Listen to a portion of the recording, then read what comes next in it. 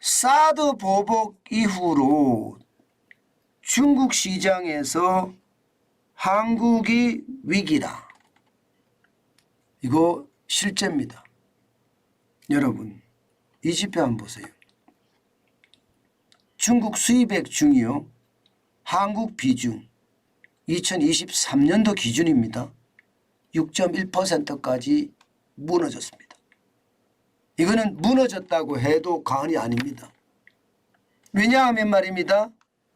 2016년까지만 하더라도 중국 시장에 우리가 10.6%까지의 점유율을 가지고 있었거든요. 대만 다음에 대한민국이라고 이야기할 정도로 아주 강했거든요. 중국이 우리나라에서 말입니다. 반도체도 당연히 사갖고 갔고요.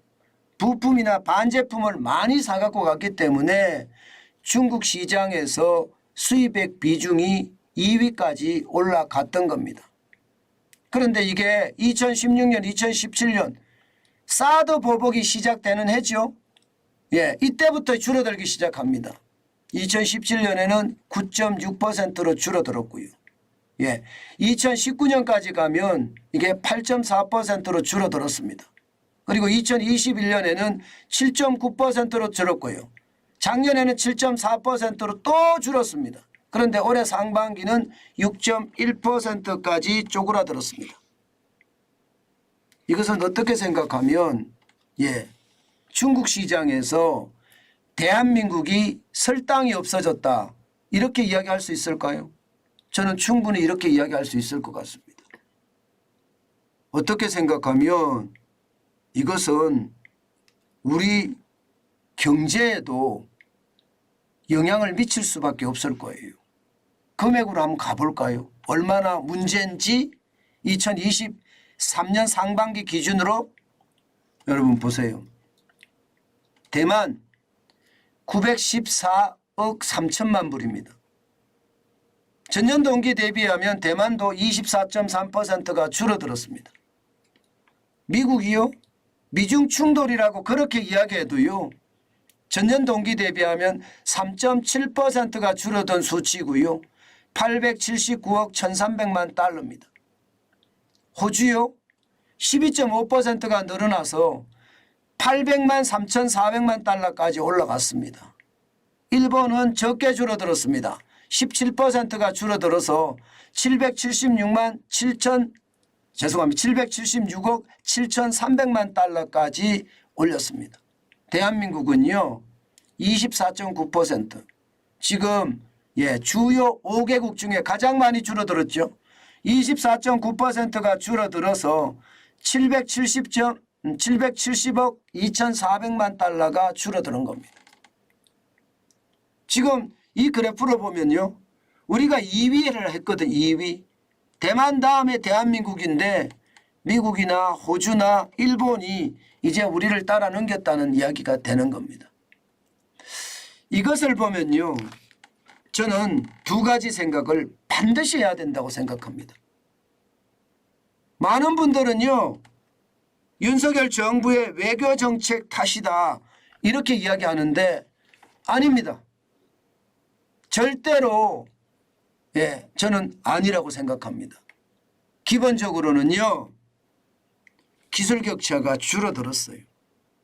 중국의 기술이 어떤 면에서는 우리보다 앞서는 기술들이 많습니다.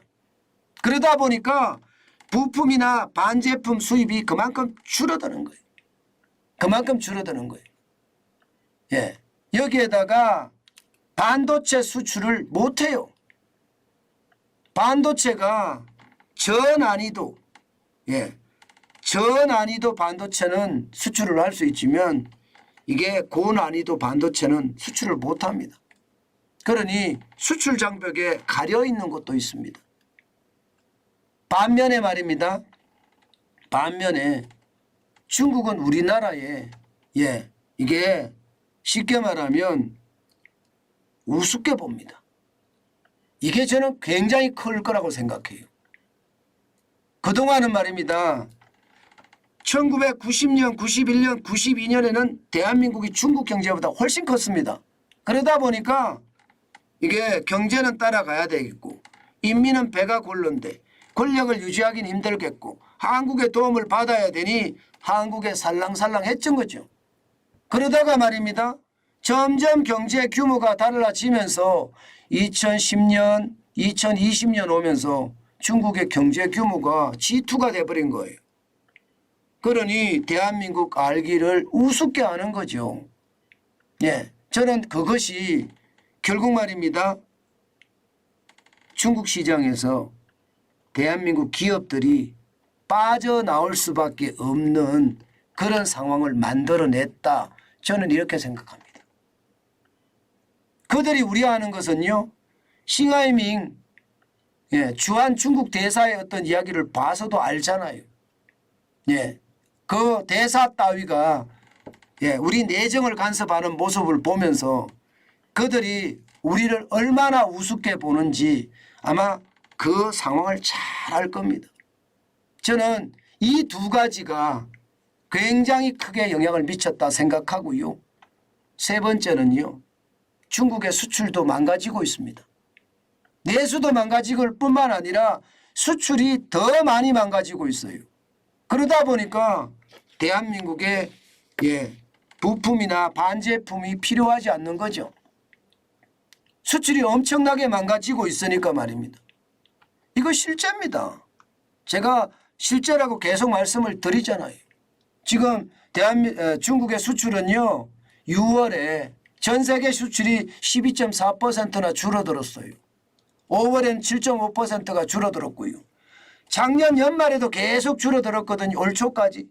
올 3월에 14.8%가 올라가고 나서부터 4월에도 4.5% 올라갔다 하지만 그 다음부터 꼬꾸라지고 있거든요. 이런 것들이 저는 시장에 엄청 영향을 미쳤다고 생각을 합니다. 결국 대한민국이 중국 시장에서 점유율이 떨어지고 시장 지배력이 약화되는 것은 이렇게 세 가지 이유라는 거예요. 결국 말입니다. 중국의 어떤 기술적인 약진 그리고 중국의 어떤 중화주의가 한국 기업들을 쫓아내게 되는 과정 여기에는 미중 무역 충돌도 있겠죠. 여러 가지가 있을 겁니다. 어쨌든 한국 기업이 중국에 탈출하는 것 그리고 세 번째는 중국의 수출마저도 꼬꾸라지는 것 이런 것들이 결국 한국 수출에 아주 큰 걸림돌이 되고 있다. 저는 그렇게 생각을 하고요. 더 심각하게 제가 느끼는 것은요. 무역수지가 계속 적자 추세로 간다는 거예요. 아마 당분간 갈 겁니다.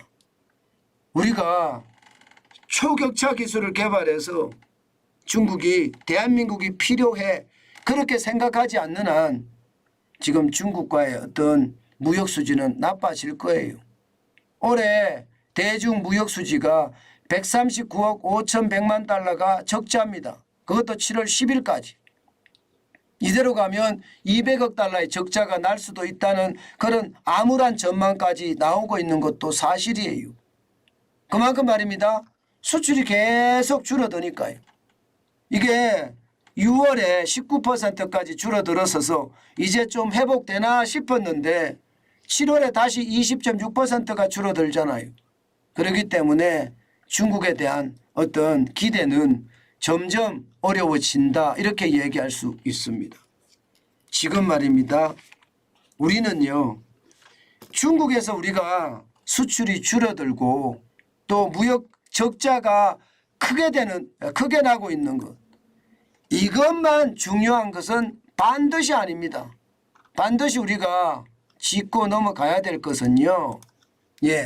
이게 중국의 상황이 그만큼 말입니다.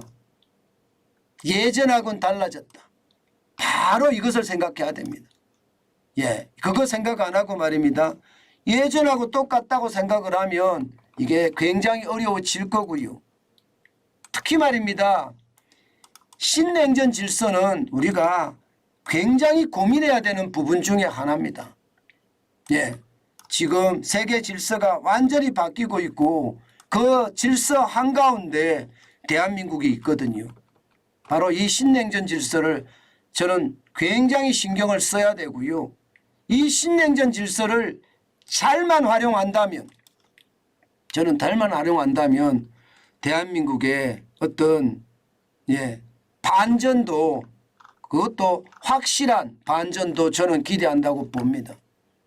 수출 다변화는 이제 중국만 있는 것은 아니다. 마치 말입니다. 현대자동차가 했던 것처럼 중국 시장에서 죽을 쏟지만 대한민국에서 현대자동차는요. 전 세계 시장의 3위까지 기록을 했습니다. 그렇기 때문에 우리는 그 부분을 말입니다. 아주 심각하게 고민도 하고요. 그 부분에 대한 공부도 하고요. 그것이 말입니다. 우리가 시장을 극복하는 힘으로 저는 작용했으면 좋겠습니다. 단순하게 말입니다. 이게 윤석열 정부의 경제정책 때문에 그래 이렇게 단순하게 이야기하는 것은 경제를 아주 편린이라고 해야 되나 작게 보고 이야기하는 거다. 저는 그 말씀 다시 한번 드리겠습니다.